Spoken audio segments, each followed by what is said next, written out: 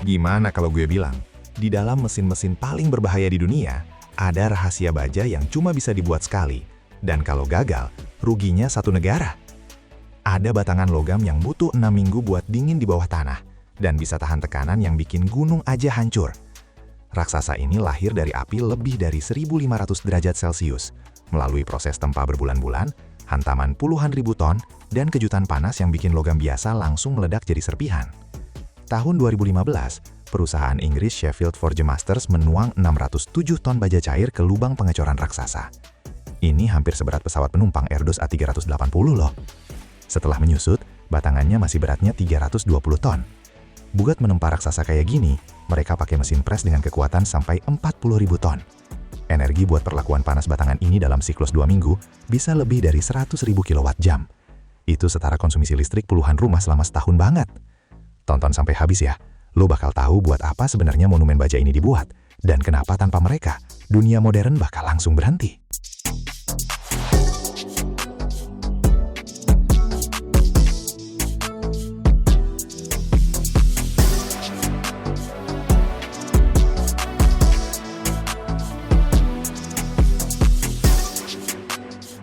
Bayangin pabrik pengecoran besar-besaran di pabrik metalurgi. Semuanya dimulai dari sini.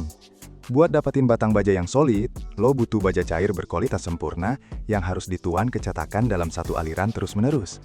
Ini tahap yang butuh koordinasi maksimal banget. Soalnya kita ngomongin ribuan derajat suhu dan ratusan ton logam nih.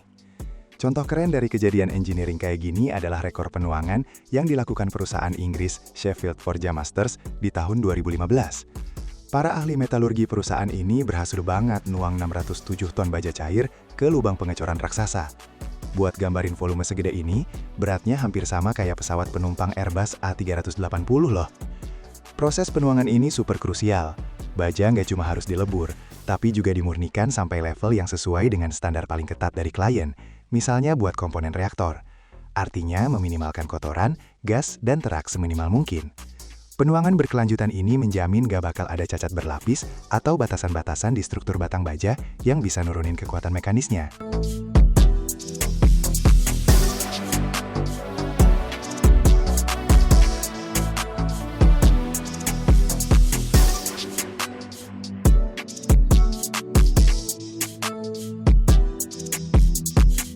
Waktu proses pengecoran, baja harus dimurnikan dari gas sebanyak mungkin. Kadar oksigen sama nitrogennya dikontrol ketat, sering nggak sampai 20 bagian per sejuta.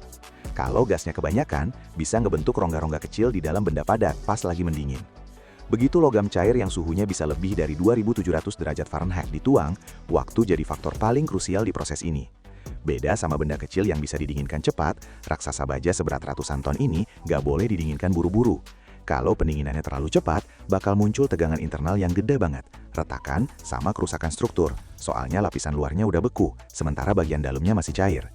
Buat mastiin struktur kristalnya seragam, batangan seberat 607 ton ini dibiarkan mendingin di lubang pengecoran selama 6 minggu. Ini proses terkontrol yang super lambat, di mana baja perlahan mengeras sampai suhunya turun sampai sekitar 2000 derajat.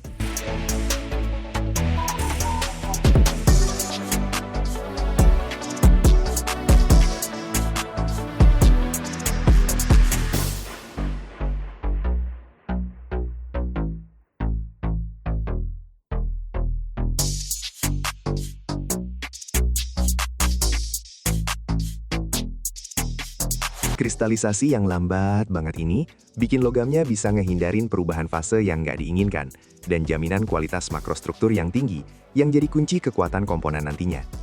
Baru setelah periode pembekuan yang lama ini selesai, monolit baja yang beratnya sekitar 320 ton setelah penyusutan dan pembuangan bagian atas yang cacat dikeluarin dari tanah dengan hati-hati.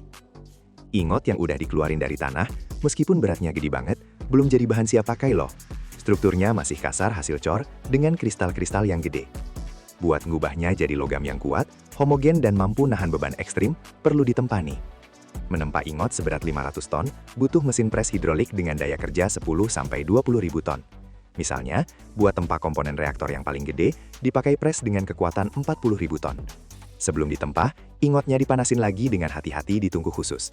Proses ini bisa berlangsung bermingguan, buat jamin pemanasan yang merata di seluruh volume logam.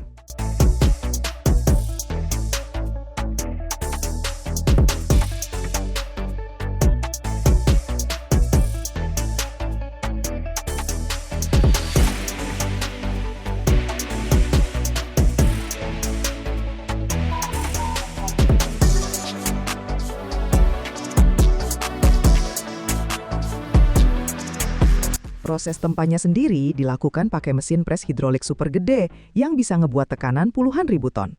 Pres ini ngancurin kristal-kristal besar hasil pengecoran yang gampang patah. Tekanannya bikin logamnya makin padat, ngilangin rongga-rongga kecil banget yang mungkin muncul waktu dicor. Logamnya jadi punya struktur serat yang terarah, dan ini bikin kekuatannya, kelenturannya, sama ketahanan terhadap kelelahannya naik drastis. Proses tempa bulat batangan logam segede ini bisa makan waktu berbulan-bulan loh. Ini siklus terus-menerus, dipanasin, dipres, diputar, terus dipanasin lagi. Setiap hantaman pres itu udah dihitung presisi banget buat dapetin geometri internal sama sifat mekanisnya yang pas. Energi yang dibutuhin buat ngejaga tungku perlakuan panas selama 2 minggu bisa nyampe lebih dari 100.000 kWh. Ini setara sama konsumsi listrik tahunan puluhan rumah tangga biasa nih. Waktu perlakuan panas, perbedaan suhu di tungku di seluruh bagiannya cuma boleh beda 40 derajat doang, makanya butuh sistem kontrol multizona yang akurasinya tinggi banget.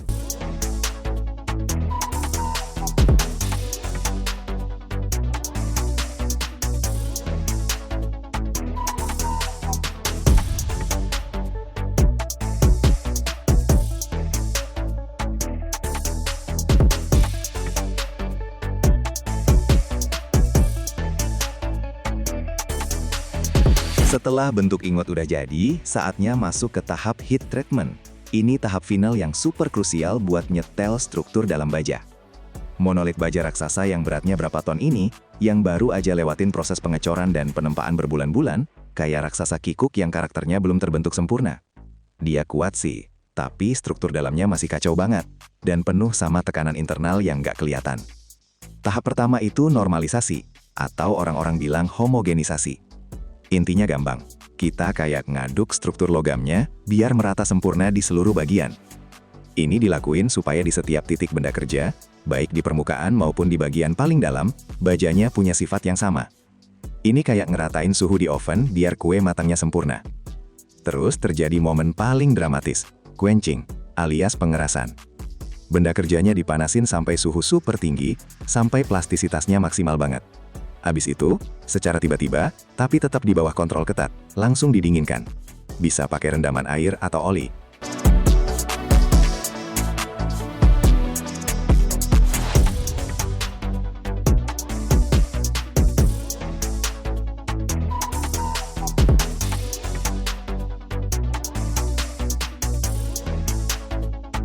Guncangan alam kayak gini bikin struktur baja yang tadinya lembut jadi super keras dan kuat banget. Ini yang bikin komponen tersebut punya kekuatan tempur utamanya. Tapi ada efek sampingnya nih. Logamnya jadi rapuh kayak kaca, dan di dalamnya muncul tekanan internal yang gede banget. Kalau dibiarkan dalam kondisi seperti itu, bisa retak cuma karena benturan kecil doang. Makanya tahap final yang paling manusiawi adalah tempering.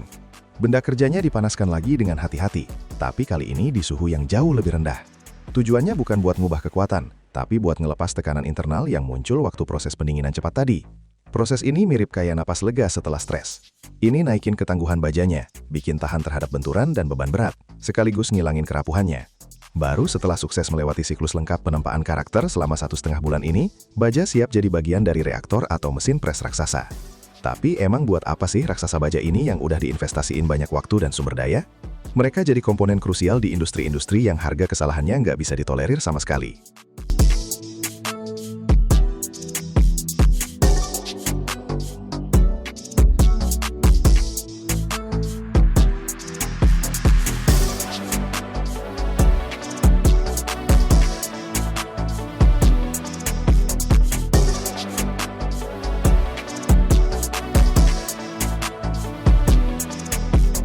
Misalnya nih, di industri energi nuklir, batangan raksasa ini diubah jadi komponen inti reaktor bertekanan super tinggi.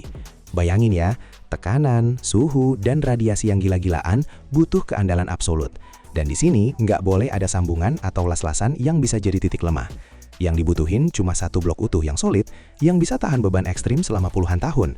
Di industri mesin berat, raksasa-raksasa ini jadi dudukan untuk mesin pres terbesar di dunia. Mesin pres ini yang bentuk rangka mobil, komponen pesawat, dan bagian kapal loh. Dudukan yang nggak boleh bengkok di bawah tekanan ribuan ton harus dicor dari satu blok utuh. Dan tentunya ini soal pembangkit listrik, rotor buat turbin uap raksasa atau poros engkol buat mesin kapal super gede yang gerakin supertanker dan kapal kontainer. Komponen-komponen ini butuh jaminan kekuatan bengkok dan beban sekunder yang cuma bisa dikasih sama baja yang diproduksi lewat proses super rumit kayak gini.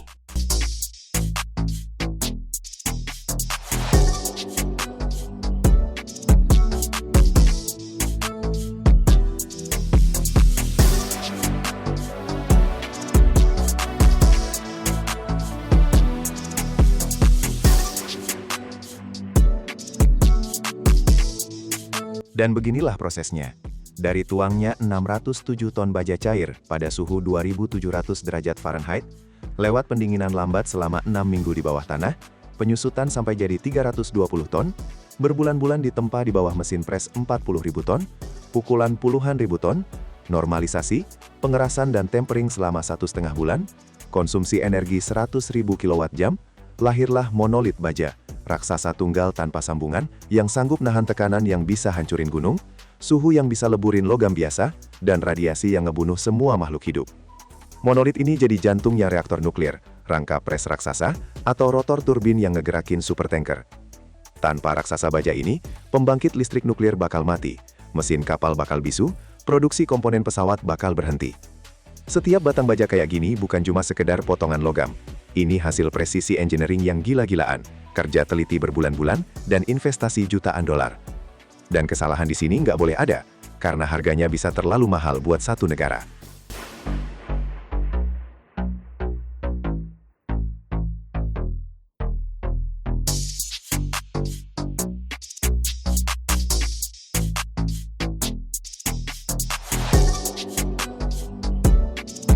Bayangin deh, konstruksi bangunan itu nggak cuma harus kuat, tapi juga bisa super ringan, awet, dan ramah lingkungan sekaligus.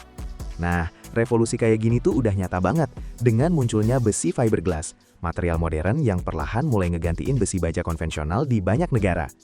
Yang paling giat produksinya? Cina, raksasa yang nguasain pangsa pasar dunia gede banget. Tapi sebenarnya apa sih material rahasia yang ngubah aturan main ini? Besi fiberglass itu 4-5 kali lebih ringan dari baja, nggak bakal karatan sama sekali, tahan di lingkungan ekstrim, dan bisa bertahan lebih dari 50 tahun. Cina memproduksi lebih dari 500 juta pon material ini tiap tahun, dan menguasai 60% ekspor dunia. Tapi kenapa negara-negara barat takut sama ketergantungan ini? Peran apa yang dimainkan besi fiberglass dalam strategi geopolitik Beijing? Dan gimana sih cara bikin material ini yang dimulai dari kaca cair dengan suhu 2700 derajat? Tonton sampai habis, lo bakal tahu tentang proyek-proyek di mana material ini udah ngubah masa depan konstruksi.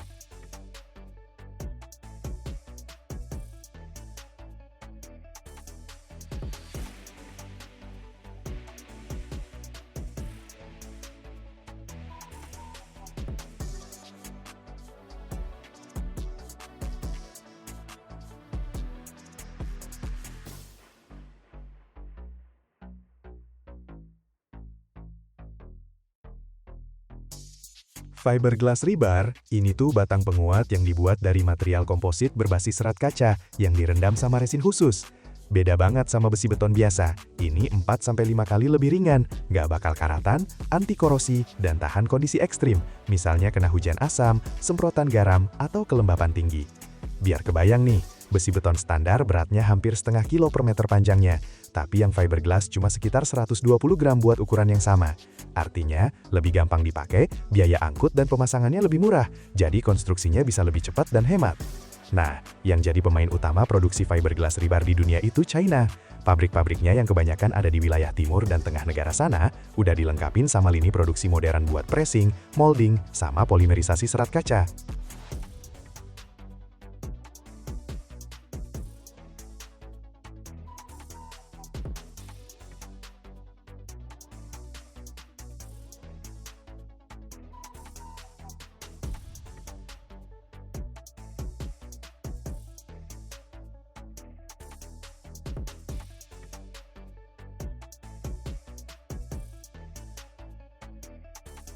Perusahaan-perusahaan China memproduksi lebih dari 500 juta pon material ini setiap tahun, dan ekspornya mencapai sekitar 60% dari total volume dunia. Keunggulan besar China nggak cuma soal skala produksi, tapi juga harga. Berkat biaya listrik dan sumber daya yang murah, produk China sering lebih murah dibanding kompetitor dari AS dan Eropa. Tapi ini udah memicu diskusi geopolitik yang intens banget. Kalau dilihat lebih luas, besi fiberglass ini udah jadi kartu panas beneran dalam perdagangan global. Negara-negara barat makin sering menghadapi dilema, mendukung produksi sendiri dengan biaya yang jauh lebih tinggi, tapi mengurangi pengaruh ekspor China, atau aktif mengimpor besi China yang murah dan jadi tergantung sama material China. Aspek rahasia ini intinya begini, China nggak cuma pakai fiberglass rebar buat proyek infrastruktur besar-besaran mereka sendiri.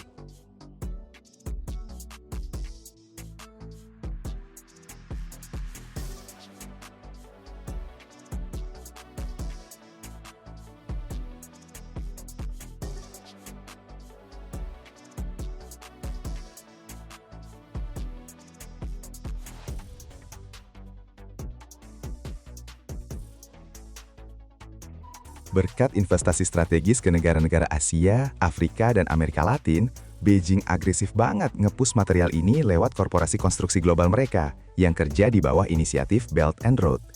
Ini bikin Cina nggak cuma nambah kehadiran di pasar konstruksi dunia, tapi juga nguatin pengaruh ekonomi di berbagai region lewat kontrol atas sumber daya konstruksi.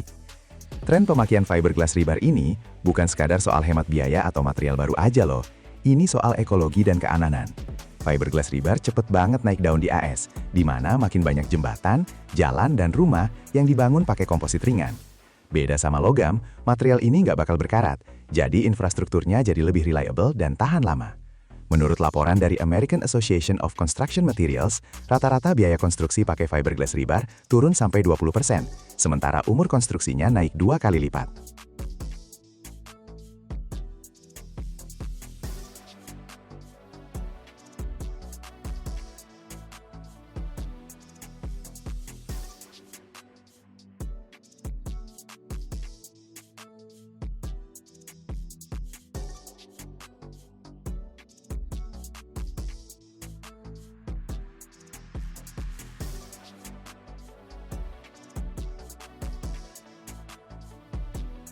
Buat engineer muda, arsitek, sama entrepreneur, ini artinya lebih banyak peluang inovasi, beban lingkungan berkurang, dan industri makin berkembang.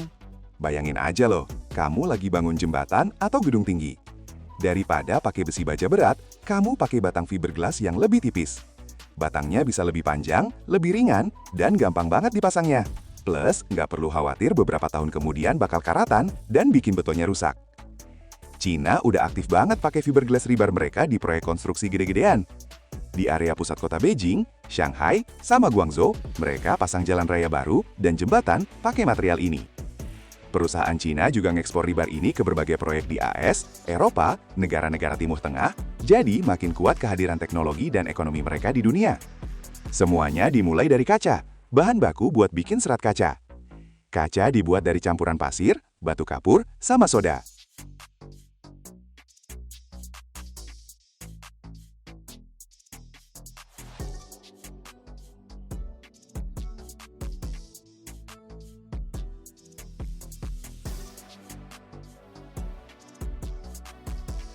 Bahan-bahan ini dimasukin ke tungku gede banget, dipanasin sampai suhunya nyampe 2700 derajat Fahrenheit. Di sini, campurannya meleleh jadi kaca cair. Terus, kaca cairnya ini lewat lubang-lubang khusus, namanya spinneret, yang bikin ribuan benang tipis banget. Serat-serat ini didinginkan terus dikumpulin jadi bundar. Nah, jadilah fiberglass dasar, benang tipis yang fleksibel dan kuat. Buat ngasih sifat khusus ke seratnya, mereka diolah pakai larutan kimia spesial, binder organik atau silan. Lapisan ini bikin ikatan kuat antara fiberglass sama matriks polimer yang bakal dipakai nanti. Benang-benang yang udah diolah ini dikumpulin jadi bundal, yang bisa berisi ribuan serat individual. Serat-seratnya disusun paralel satu sama lain, buat dapetin kekuatan maksimal. Selanjutnya, tahap utama nih, pembentukan matriks komposit. Bahan bakunya adalah resin polimer, biasanya epoksi, polyester, atau vinyl ester.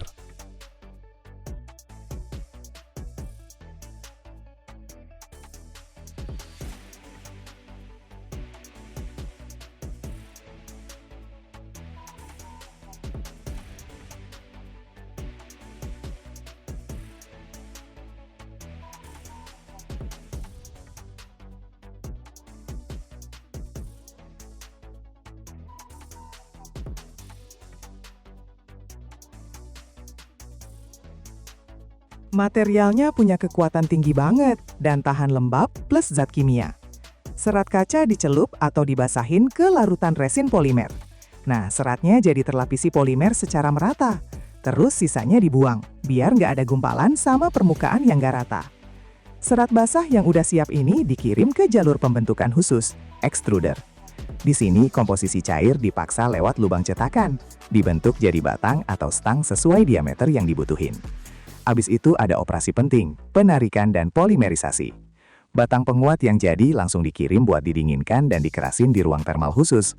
Di sini matriks polimernya mengeras, ngikat serat-seratnya jadi satu struktur yang kokoh banget. Kontrol ukuran sama bentuknya super penting, makanya jalur produksinya dilengkapin sistem kalibrasi otomatis buat memastikan diameter dan bentuk bulat armaturnya sesuai.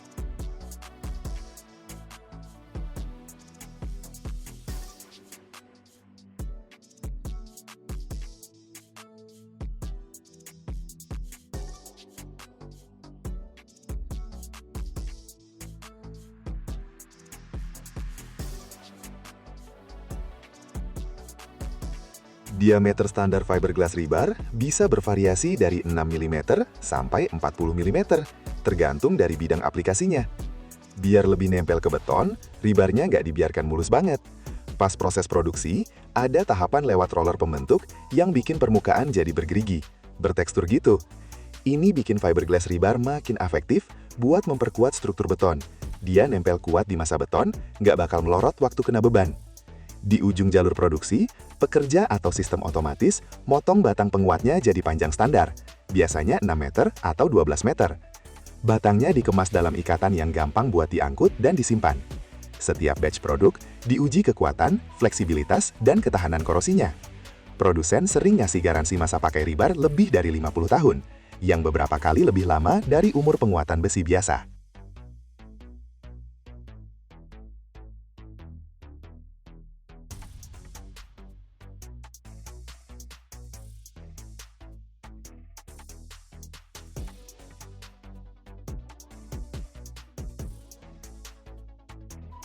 Besi fiberglass atau FRP rebar lagi naik daun banget di dunia konstruksi modern, karena ringan, kuat, dan gak bakal karatan. Sekarang lo bakal lihat beberapa proyek paling keren yang pakai material inovatif ini. Delhi Metro Phase 4 di India. Proyek kereta bawah tanah gede-gedean yang pakai besi fiberglass buat nguatin terowongan sama bangunannya. Ini bikin konstruksinya lebih awet dan bebannya jadi lebih ringan. Jizan Flood Mitigation Channel di Arab Saudi. Ini proyek terbesar di dunia yang pakai besi fiberglass buat nguatin kanal-kanal panjang yang ngontrol banjir. Di sini ada 240 ton fiberglass rebar yang bakal bikin konstruksinya tahan banget sama lingkungan ekstrim. Muskrat Falls Hydroelectric Project di Kanada. Produsen besi fiberglass nyediain material buat penguatan yang jamin pembangkit listrik tenaga airnya awet, apalagi karena terus kontak sama air dan kelembapan tinggi.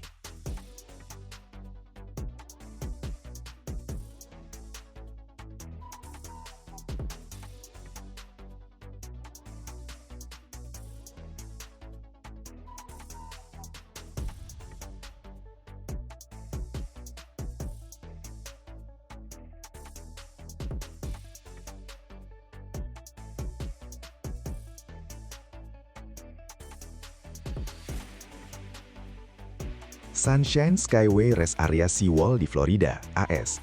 Bangunan laut yang pakai fiberglass rebar sebagai material andalan karena tahan banget sama korosi air asin. Di sini material ini bikin kebutuhan perbaikan berkurang dan memperpanjang umur dinding tembok. Alligator River Bridge di North Carolina, AS. Jembatan yang diperkuat pakai besi komposit buat ningkatin daya tahan dan ngurangin beban struktur logam. Terowongan Toronto TTC North Subway Extension di Kanada. Proyek yang pakai besi fiberglass buat ningkatin fleksibilitas struktur dan ngurangin risiko kerusakan waktu gempa. Dan kayak gini nih, dari kaca cair yang suhunya 2700 derajat, lewat proses pembentukan serat super tipis, pelapisan resin polimer, sampai pembuatan permukaan beralur, lahirlah material yang bisa bertahan lebih dari 50 tahun tanpa jejak korosi sama sekali. Ini cerita tentang gimana manusia belajar bikin besi yang lebih ringan dari udara, tapi lebih kuat dari baja. Material yang ngubah geopolitik konstruksi dan bikin jembatan jadi abadi. Bayangin deh, kaca yang dulu kalau pecah jadi serpihan mematikan, sekarang malah bisa nyelamatin nyawa. Gimana sih manusia bisa ngubah benda rapuh ini jadi armor buat mobil? Setiap tahun di seluruh dunia, diproduksi lebih dari 100 juta meter persegi kaca mobil. Cukup buat nutupin area seluas satu negara loh. Tapi keajaiban sesungguhnya terjadi di tempat batuan cair berubah jadi permukaan yang super mulus. Di dalam tungku yang suhunya mencapai lebih dari 2700 derajat Fahrenheit. Ini lebih panas dari permukaan lava cair, guys. Gimana caranya pasir kuarsa biasa bisa jadi dasar teknologi keselamatan yang sekarang nggak bisa dipisahin dari transportasi modern? Eksperimen nggak sengaja apa sih yang ngubah sejarah mobil selamanya? Lo bakal tahu gimana kaca aman pertama diciptain, rahasia apa aja yang tersembunyi di lapisan-lapisannya, dan kenapa kaca depan mobil sekarang bisa nahan benturan batu dengan kecepatan 100 km per jam. Tonton sampai habis, di akhir bakal kelihatan berapa banyak tahapan yang dilalui kaca buat melindungi nyawa lo.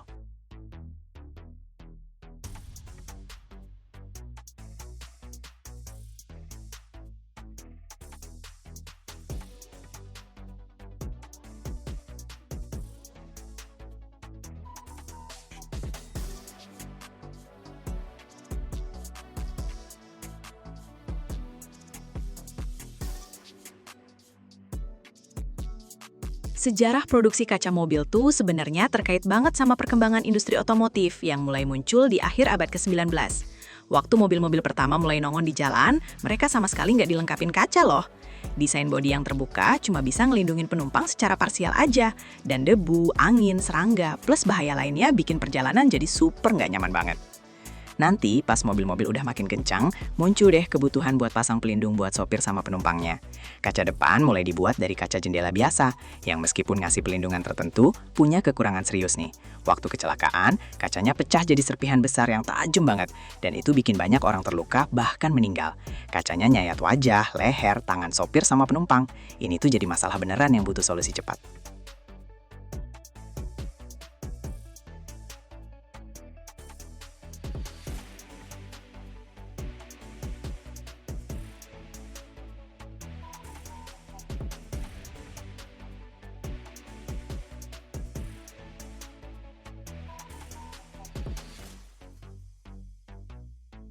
Penemuan revolusioner pertama di dunia kaca mobil itu nggak disengaja loh.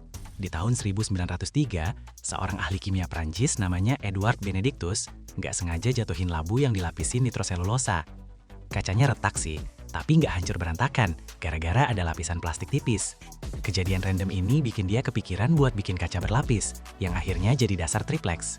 Di awal tahun 10-an abad ke-20, kaca laminasi mulai dipakai di mobil-mobil premium. Strukturnya terdiri dari 2 lapis kaca yang di tengahnya ada film transparan tipis. Waktu kena benturan, kacanya nggak berantakan, retakannya cuma nempel di filmnya aja. Di tahun 20-an, kaca laminasi mulai banyak banget dipakai buat produksi kaca depan mobil.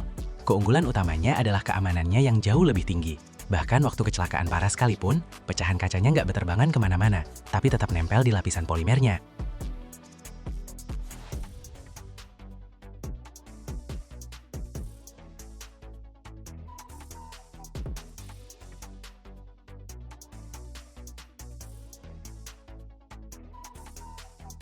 Tahap perkembangan kaca mobil selanjutnya di tahun 30-an, waktu teknologi pembuatan kaca tempered dipatenin. Material ini dibuat dengan cara ngemanasin kaca sampai suhu tinggi, terus langsung didinginkan secara mendadak. Hasilnya, kaca jadi lebih kuat, dan kalau pecah bakal hancur jadi potongan-potongan kecil dengan ujung yang tumpul, jadi luka-luka bisa diminimalisir banget. Di pertengahan abad ke-20, kaca tempered mulai dipakai buat jendela samping dan belakang mobil. Produksinya lebih murah dibanding triplex, dan udah cukup aman buat bagian-bagian mobil itu. Di tahun 50-an dan 60-an, kaca mobil makin canggih berkat perkembangan teknologi. Ada perubahan penting nih, triplex makin disempurnain, pengembangan film polimer baru bikin kaca laminasi jadi lebih jernih, tahan terhadap sinar ultraviolet dan lebih awet. Produksi massal, sama otomatisasi proses produksi berhasil nurunin biaya kaca mobil.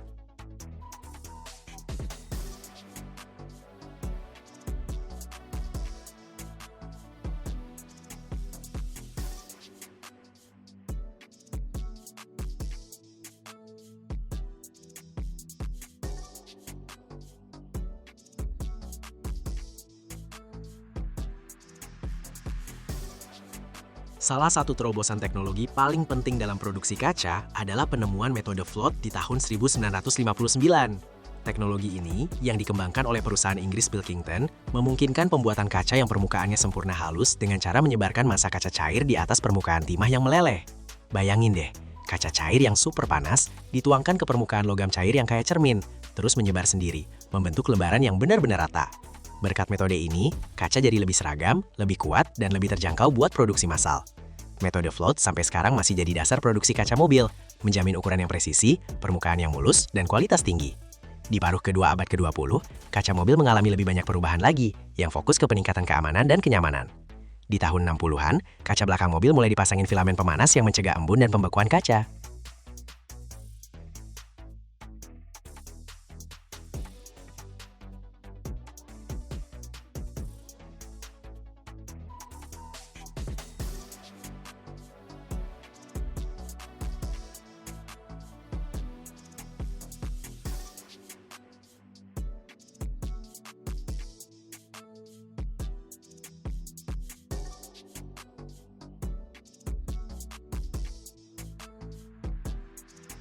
Di tahun 80-an, muncul kaca dengan lapisan logam khusus yang bisa memantulkan sinar matahari dan ngurangin panas di dalam mobil.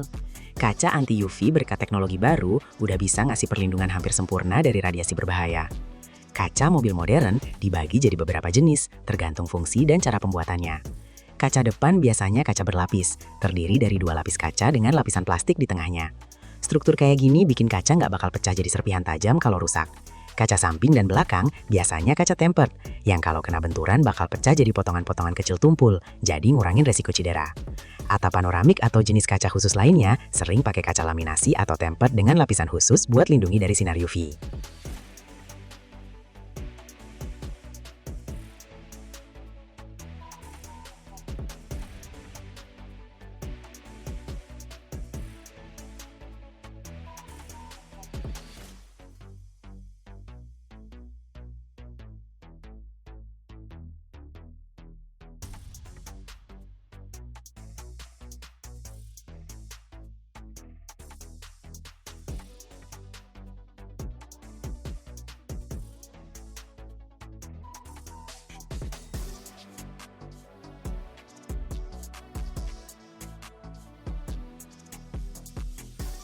Komponen utama kaca tuh bahan-bahan alami yang dicampur dengan takaran tertentu buat dapetin sifat yang diinginkan. Pasir kuarsa adalah bahan utama kaca yang bikin dia jadi transparan. Pasirnya harus benar-benar murni dan minim banget kandungan kotoran di dalamnya. Soda ditambahin buat nurunin suhu leleh kaca. Kapur ningkatin kekuatan mekanis dan sifat kimia kaca. Bahan tambahan lainnya dipakai buat ngoreksi warna, transparansi, ketahanan terhadap sinar UV, dan sifat-sifat lainnya. Bahan bakunya dibersihkan, dikeringin, dan digiling sampai halus merata. Penting banget nih buat ngeliatin kotoran-kotoran yang bisa ngaruh ke kualitas kaca semaksimal mungkin. Setelah bahan baku disiapkan, semuanya dimasukin ke tungku khusus buat dilebur. Suhu leleh buat ngubah jadi massa kaca sekitar 2732 derajat Fahrenheit.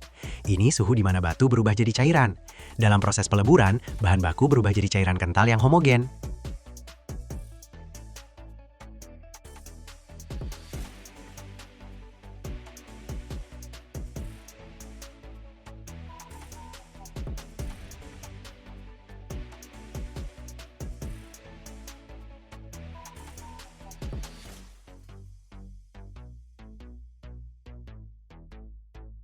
Massa kaca diaduk biar semua bahannya tercampur rata.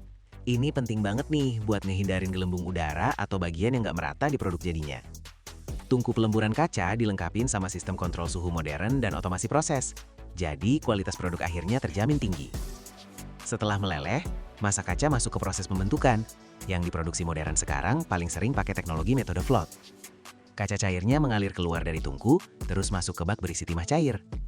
Karena timah punya densitas tinggi, massa kaca menyebar rata di permukaannya. Dengan gravitasi sendiri, kaca membentuk permukaan yang sempurna rata dan mulus banget. Dengan ngecilin suhu secara perlahan, kaca jadi mengeras. Pas keluar dari bak, kaca udah bisa diolah loh. Metode float ini bikin lembaran kaca dengan parameter geometris yang presisi dan kualitas permukaan tinggi. Setelah dingin, lembaran kacanya dipotong sesuai ukuran yang dibutuhin buat produksi otomotif.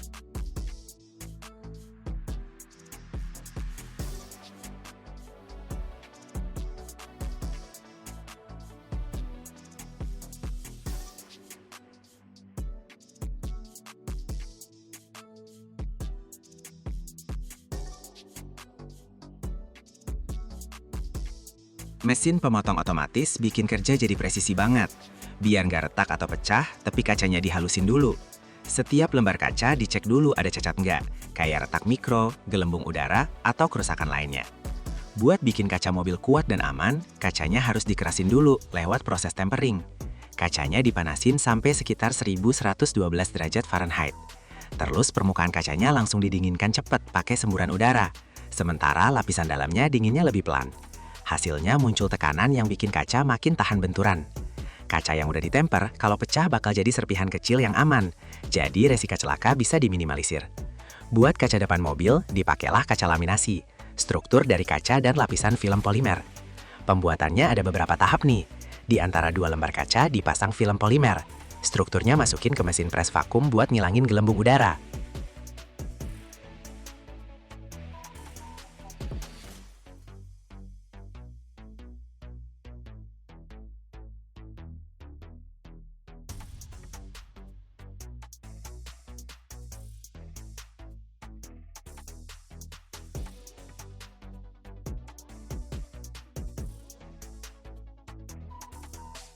Terus kacanya dipanasin di autoclave sampai suhu 284 derajat Fahrenheit dengan tekanan tinggi banget.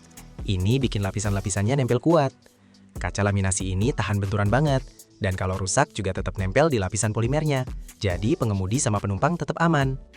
Buat bikin kaca mobil makin canggih, dikasih berbagai lapisan pelindung nih. Ada lapisan anti silau yang ngurangin pantulan dari matahari atau lampu mobil lain. Terus ada pelindung UV yang ngeblokir sinar ultraviolet berbahaya. Ada juga lapisan hidrofobik yang bikin air langsung ngalir turun dari permukaan kaca. Bahkan ada elemen pemanas. Di kaca depan bisa dipasang kawat-kawat tipis pemanas yang memudahin buat ngilangin es atau embun.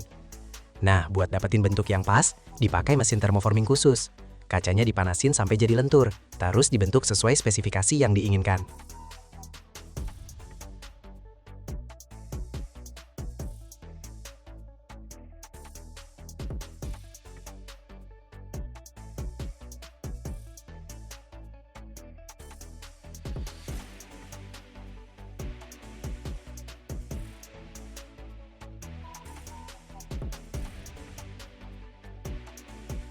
Di tahap akhir, setiap produk kaca ngelewatin pemeriksaan super ketat. Mereka ngecek transparansi dan ada nggak cacat di kacanya. Kacanya diuji ketahanan benturan dan seberapa kuat dia nahan beban. Standar kualitas juga diverifikasi. Akurasi ukuran, bentuk, dan parameter lainnya dicek banget. Kaca mobil yang udah jadi dikemas sedemikian rupa biar nggak rusak pas pengiriman. Terus dia dikirim ke pabrik mobil atau service center, di mana kaca itu bakal dipasang ke kendaraan. Nah, bayangin nih, setelah perjalanan panjang dari pasir kuarsa, lewatin api neraka tungku dengan suhu 2700 derajat, mandi di kolam timah cair, proses tempering dan laminasi, lahirlah kaca yang mampu melindungi nyawa lo di kecepatan 120 km per jam. Ini cerita tentang gimana sebuah tabung yang gak sengaja pecah, ngubah dunia otomotif selamanya. Produksi kaca mobil itu proses berteknologi tinggi yang gabungin fisika, kimia, dan engineering.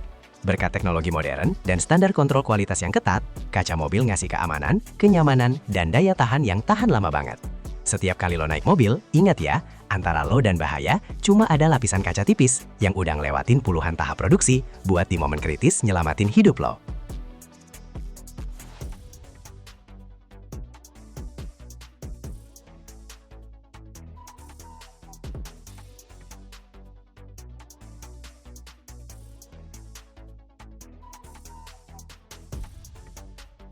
Logam beracun yang justru nyelamati nyawa.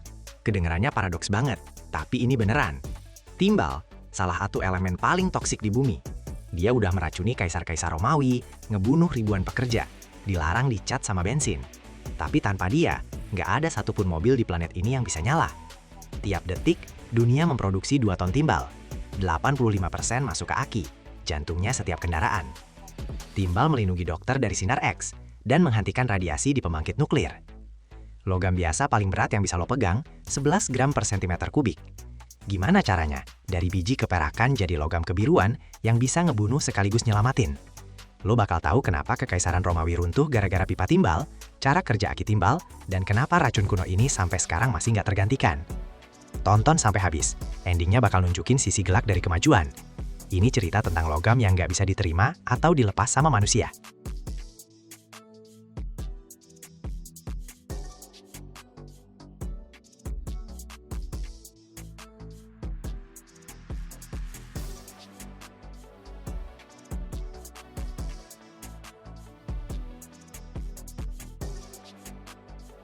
Sejarah timbal dimulai dari zaman super kuno banget. Sekitar 7.000 tahun lalu, manusia udah bisa lebih dulu meleburkan timbal dari biji. Ini salah satu logam pertama yang berhasil manusia ekstrak dari batu. Timbal meleleh di suhu rendah, cuma 327 derajat. Bahkan api unggun bisa melelehkan biji timbal loh. Orang Mesir kuno pakai timbal buat bikin patung-patung kecil sama kosmetik. Iya bener, cewek-cewek zaman dulu pakai eyeliner dari timbal putih. Kekaisaran Romawi sih udah kebablasan banget pakai timbal. Pipa air dari timbal terbentang di seluruh Roma. Anggur disimpan di guci timbal, logamnya bikin minuman jadi lebih manis. Orang Romawi kaya makan pakai piring dari timbal. Para bangsawan nambah pemanis anggur mereka pakai gula timbal, aseta timbal, yang emang beneran manis rasanya. Hasilnya, keracunan massal. Kaum elit Romawi kena asam urat, kegilaan, mandul. Banyak sejarawan bilang kalau keracunan timbal di kalangan elit jadi salah satu penyebab jatuhnya Roma. Kaisar Nero yang terkenal gila itu kemungkinan keracunan timbal dari kecil.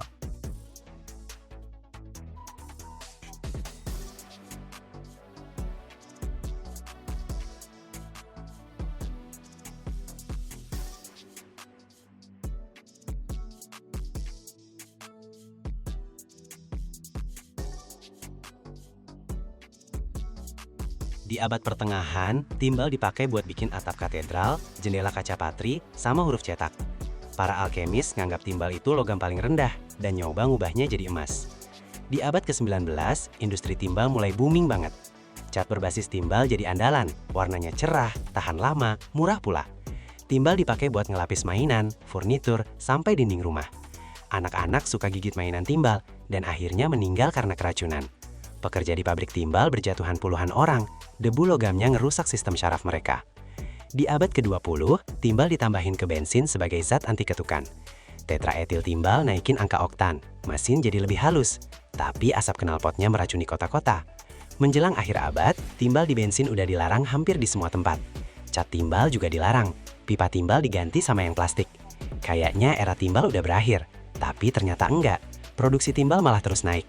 Soalnya muncul bidang penggunaan baru yang gede banget, aki mobil.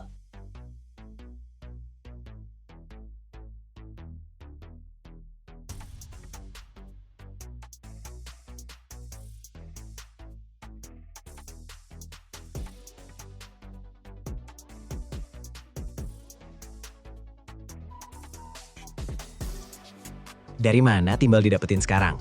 Mineral utama timbal itu galenit, sulfida timbal. Kristalnya berbentuk kubus, warna abu-abu keperakan, dengan kilo metalik. Beratnya gila banget, kepadatannya 7,5 gram per sentimeter kubik. Galenit sering ditemuin bareng sama perak, zinc, tembaga. Deposit terbesarnya ada di Cina, Australia, AS, Peru, Meksiko. Cina memproduksi setengah dari timbal dunia, sekitar 6 juta ton per tahun. Timbal ditambang secara terbuka di tambang atau lewat terowongan bawah tanah. Batuan diledakkan, dihancurkan, digiling. Hasilnya biji dengan kandungan timbal dari 3-10%. Itu udah cukup buat pengolahan industri. Bijinya diperkaya dengan metode flotasi. Biji yang udah dihaluskan dicampur sama air dan reagen khusus. Partikel galenit nempel ke gelembung udara dan mengapung, membentuk busa. Batuan kosongnya dibilas. Konsentratnya mengandung sampai 70% timbal. Nah, sekarang mulai metalurgi, mengubah mineral jadi logam.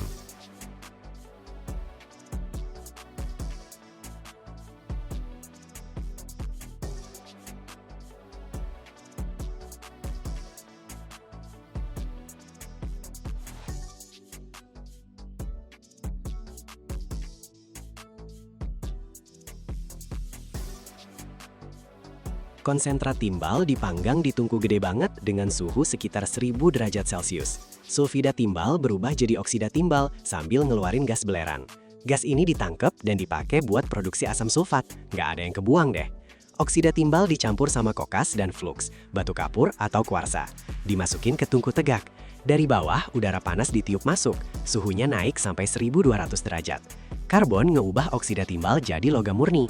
Di dasar tungku, timbal cair ngumpul, cairan abu biru yang berat banget.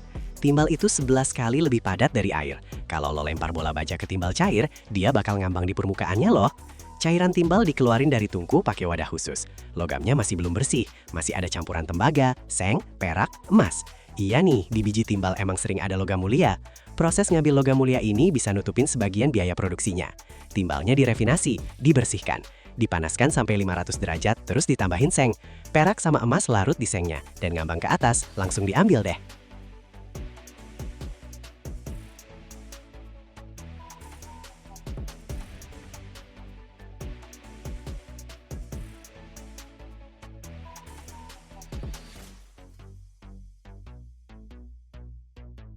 Timah murni yang udah dimurnikan dituang jadi batangan. Batangan standar beratnya sekitar 25 kilo dan ukurannya sebesar batu bata. Tapi beratnya kayak sak semen. Coba deh angkat. Timah itu berat banget dan lembut. Bisa dipotong pakai pisau, digores pakai kuku. Di suhu ruangan, timah bakal dilapisi lapisan oksida yang kusam. Jadi nggak mengkilap lagi. Potongan yang baru warnanya keperakan kebiruan. Cakep sih, tapi sebentar udah kusam. Timah nggak berkarat dalam artian biasa.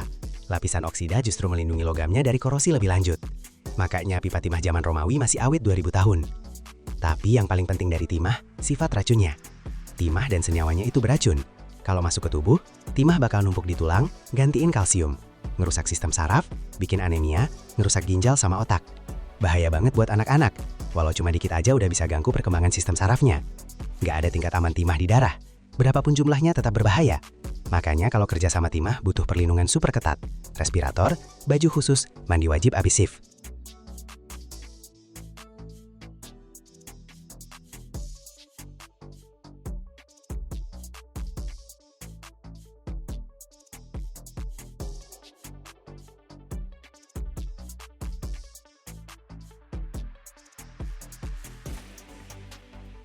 Tapi kalau timbal seberacun itu, kenapa masih diproduksi dalam jumlah segede ini? Soalnya timbal punya sifat-sifat yang nggak bisa digantiin. Pertama, dia berat banget. Timbal itu 1,5 kali lebih berat dari besi. Kedua, dia lembut dan gampang dibentuk. Ketiga, nggak tembus radiasi. Sinar gamma sama sinar X diserap timbal lebih baik daripada logam lain yang ada. Cuma emas sama tungsten yang lebih bagus, tapi harganya mahal gila. Makanya timbal dipakai buat perlindungan radiasi. Dinding ruang ronsen dilapisi lembaran timbal. Dokter sama teknisi pakai apron timbal. Beratnya 5 kiloan. Nggak nyaman sih, tapi ngelindungin. Kontainer buat ngangkut bahan radioaktif dibuat dari timbal setebal puluhan sentimeter. Di pembangkit nuklir, timbal dipakai di sistem proteksi. Jendela buat ngawasin reaktor dibuat dari kaca timbal. Transparan kok, tapi ngandung sampai 70% oksida timbal. Kaca kayak gitu ngeblok radiasi, tapi tetap ngelolosin cahaya. Tanpa timbal, kedokteran nuklir sama pembangkit energi bakal mustahil.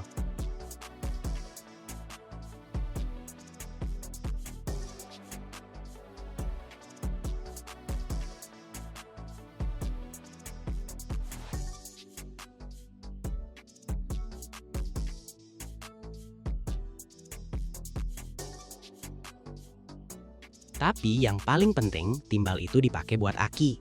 85% produksi timbal di seluruh dunia masuk ke aki timbal asam. Ini tipe aki paling umum di planet kita loh. Setiap mobil dengan mesin pembakaran punya aki kayak gini. 1 miliar mobil, berarti 1 miliar aki timbal. Gimana cara kerjanya?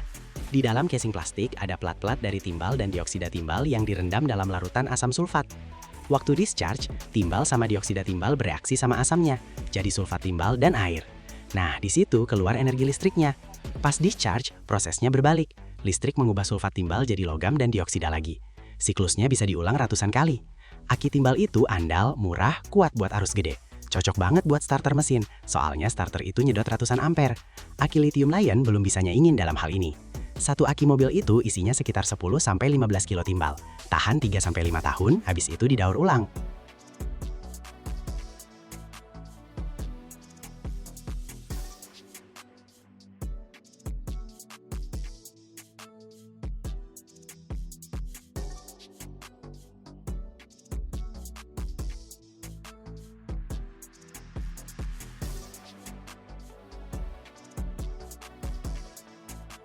Timah hitam itu juaranya daur ulang dibanding semua material lain. Sampai 99% timah dari aki bekas balik lagi ke produksi. Aki bekas dibawa ke tempat pengumpulan, dibongkar, dihancurin. Plat timahnya dilebur, dibersihkan, dicetak jadi batangan. Aki baru itu mengandung sampai 80% timah daur ulang. Ini menguntungkan secara ekonomi. Timah daur ulang lebih murah dari yang baru digali. Dan ramah lingkungan juga, nggak perlu nambah tambang baru. Produksi timah hitam dunia sekitar 12 juta ton per tahun. Kira-kira setengahnya dari bahan daur ulang. Harga timah sekitar $2.000 per ton. Murah banget dibanding logam lain. Selain aki dan pelindung radiasi, timah dipakai buat selubung kabel, peluru, pemberat pancing, pemberat roda biar seimbang. Dikonstruksi buat peredam suara dan kedap air. Tapi penggunaan kayak gini lama-lama berkurang. Orang nyari pengganti yang nggak terlalu beracun. Masa depan timah di aki dan pelindung radiasi. Selama belum ada penggantinya, timah bakal tetap penting.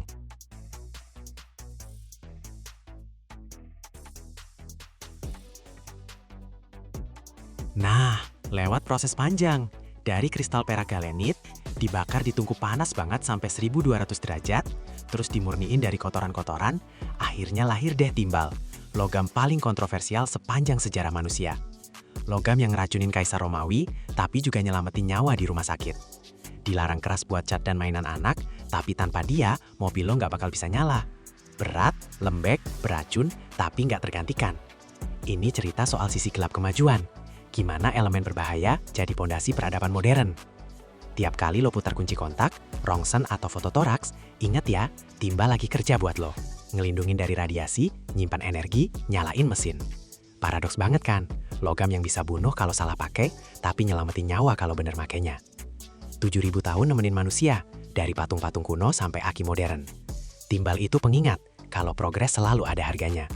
Dan harga itu kadang tertulis di tabel periodik dengan simbol PB. Plumbum, dari bahasa Latin yang artinya berat. Beratnya pilihan antara racun dan kebutuhan. Logam yang nggak bisa ditinggalin manusia, mau gimana pun usahanya.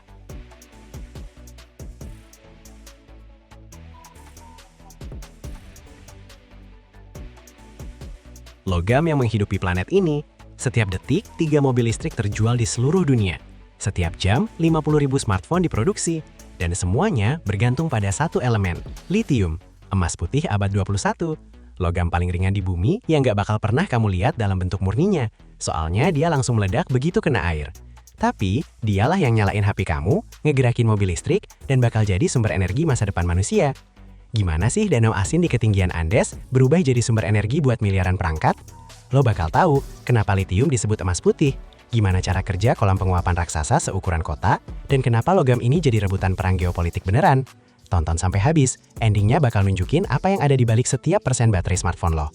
Ini cerita tentang logam yang ngubah dunia dalam waktu cuma 20 tahun.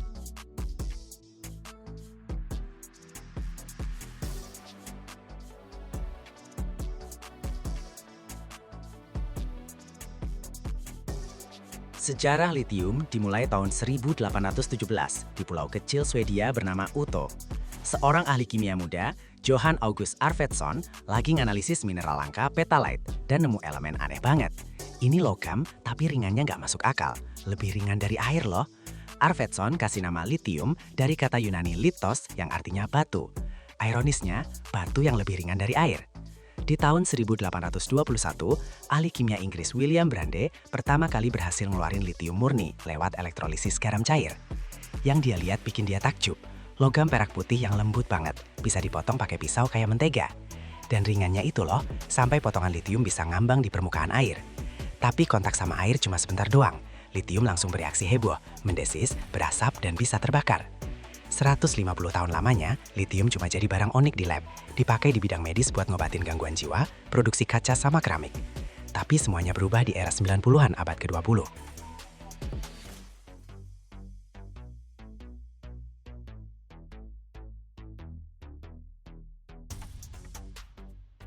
Tahun 1991, Sony ngeluarin baterai lithium-ion komersial pertama di dunia. Ini tuh breakthrough banget. Sebelumnya baterai itu berat, nggak awet, cepat habis dayanya. Nah, baterai lithium-ion ini ternyata 3 kali lebih ringan dan tahan charge-nya jauh lebih lama. Dimulailah revolusi elektronik portabel. HP jadi makin kompak, laptop jadi ringan, kamera bisa dipakai lama banget. Tapi ledakan permintaan yang beneran gede itu terjadi di tahun 2010-an, waktu mobil listrik mulai masuk pasar. Tesla, Nissan, BMW, semua bikin mobilnya pakai baterai lithium-ion. Satu mobil listrik aja butuh 60-80 kg litium loh. Buat perbandingan nih, smartphone cuma butuh 3 gram doang.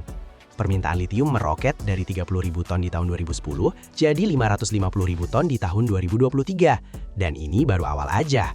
Prediksi bilang bakal nyampe 3 juta ton di tahun 2030. Litium berubah dari elemen lab yang jarang banget jadi sumber daya strategis yang lebih penting dari minyak.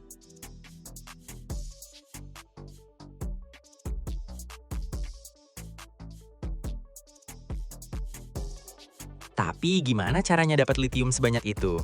Di bumi, litium tuh nggak langka kok. Dia urutan ke-33 unsur yang paling banyak ditemuin. Cuma masalahnya, yang bentuknya terkonsentrasi jarang banget ketemu. Ada 2 sumber utama, batuan keras dan air garam asin. Batuan keras itu spodumene, mineral langka yang ditambang di Australia, Kanada, sama Zimbabwe. Tapi masa depannya ada di air garam nih. Di danau garam pegunungan tinggi Amerika Selatan, di ketinggian 3-4 ribu meter di atas permukaan laut, ada cadangan litium terbesar di planet ini. Ini yang disebut segitiga litium, Bolivia, Chili, dan Argentina. Dataran garam Uyuni di Bolivia, hamparan garam terbesar di bumi. 10.000 km persegi garam putih super terang di bawah langit tanpa batas. Kelihatan kayak danau beku raksasa gitu. Di bawah kerak garam ini ada air garam yang ngandung sekitar 9 juta ton litium. Ini setengah dari cadangan dunia loh. Atacama di Chili, gurun paling kering di planet ini. Di sini juga tersimpan cadangan litium gede banget di air garam bawah tanah.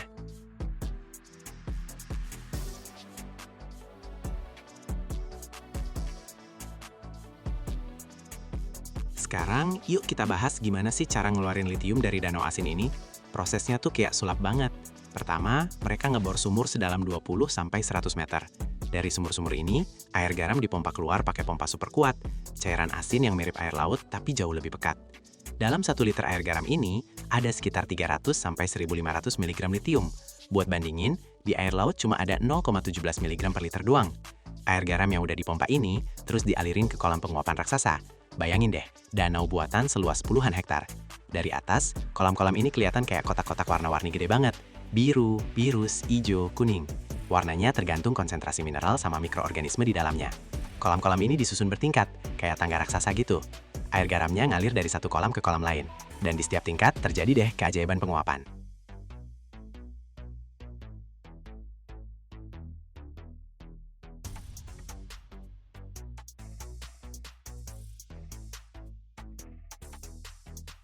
Di bawah terik matahari gurun dataran tinggi dan angin yang terus-menerus, air menguap, perlahan, bulan demi bulan. Atacama dapat curah hujan kurang dari 1 mm setahun, tapi matahari bersinar 300 hari dalam setahun. Kondisi sempurna buat penguapan. Konsentrasi litium dalam air garam perlahan naik. Pertama-tama, garam yang nggak diperluin mengendap dari larutan, natrium klorida, sulfat. Garam-garam ini dikumpulin dan dibuang. Prosesnya butuh waktu 12-18 bulan. Yups, lo dengar benar. Lebih dari setahun cuma nunggu matahari ngelakuin pekerjaannya. Selama waktu itu, konsentrasi litium naik sekitar 20 kali lipat. Yang awalnya cuma air garam encer, berubah jadi larutan kental, berminyak, yang ngandung sekitar 6% litium. Air garam ini berubah warna jadi kuning keemasan, hampir kayak madu. Larutan ini dipompa ke tangki khusus dan dikirim ke pabrik kimia. Disinilah bagian akhir dari transformasi air asin jadi emas putih dimulai.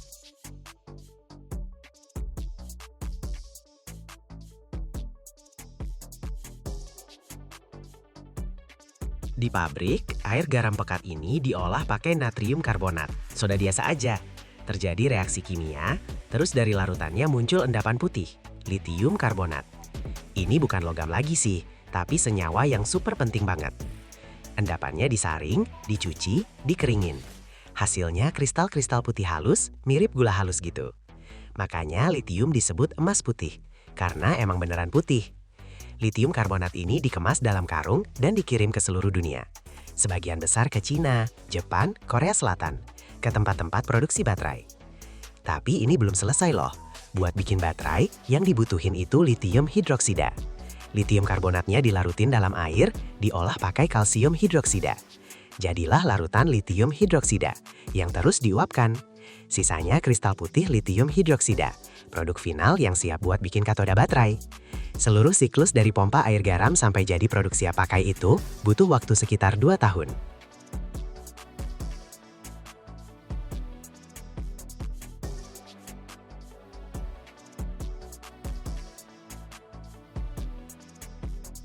Ada juga metode lain buat dapetin litium dari batuan keras. Di Australia sama Cina, mereka ngebor deposit spodumene, mineral yang ngandung litium. Batuannya diledakin, dihancurin, terus digiling sampai jadi bubuk halus banget. Habis itu dipanasin sampai 1050 derajat Celcius di tungku raksasa yang berputar. Pas suhu segitu, spodumennya berubah struktur, jadi lebih reaktif gitu. Batuan yang udah dipanggang ini dicampur sama asam sulfat.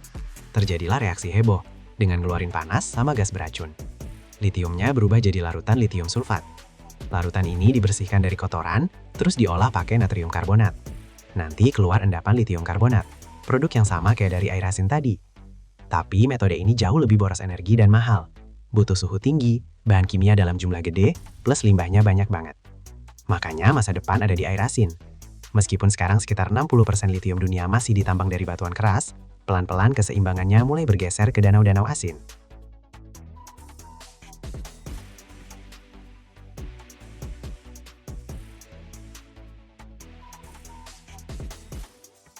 Sekarang kita lihat, kemana aja nih semua litium yang udah ditambang itu. 75% produksi dunia dipakai buat baterai. Baterai lithium ion itu perangkat yang cukup kompleks. Di dalamnya ada 2 elektroda.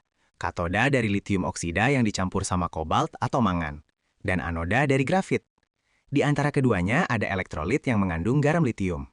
Waktu di-charge, ion litium bergerak dari katoda ke anoda dan masuk ke antara lapisan-lapisan grafit. Waktu discharge, mereka balik lagi. Dan aliran inilah yang menghasilkan arus listrik. Kesederhanaannya itu bikin kagum banget. Litium itu ideal buat ini, karena dia logam paling ringan yang bisa ngasih elektron. 1 atom litium beratnya cuma 7 unit atom. Buat perbandingan aja, timbal beratnya 207. Makanya, baterai litium itu ringan banget, tapi kapasitasnya gede.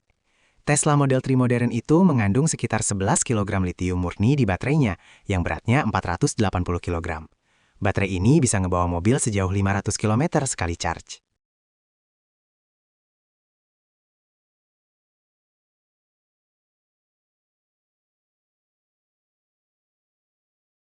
Selain buat baterai, litium juga dipakai di industri keramik dan kaca nih. Bikin titik leburnya lebih rendah dan materialnya jadi lebih kuat. Di metalurgi, litium ditambahin ke paduan aluminium, bikin lebih ringan tapi tetap kuat banget. Di energi nuklir, litium dipakai buat produksi tritium. Di dunia medis, litium karbonat sampai sekarang masih dipakai buat ngobatin gangguan bipolar loh, fungsinya buat stabilin mood. Produksi litium dunia di tahun 2023 itu sekitar 130.000 ton setara logam murni. Produsen utamanya Australia 40%, Chile 25%, Cina 14%. Harga litium melesat dari $5.000 per ton di tahun 2020 sampai $80.000 di 2022, terus anjlok ke $30.000. Pasarnya lagi gonjang-ganjing nih, soalnya permintaan naik lebih cepat dari pasokan. Perebutan litium udah jadi pertarungan geopolitik beneran. Cina borong deposit tambang di seluruh dunia. AS nyoba bikin rantai pasokan sendiri. Eropa nyari sumber alternatif.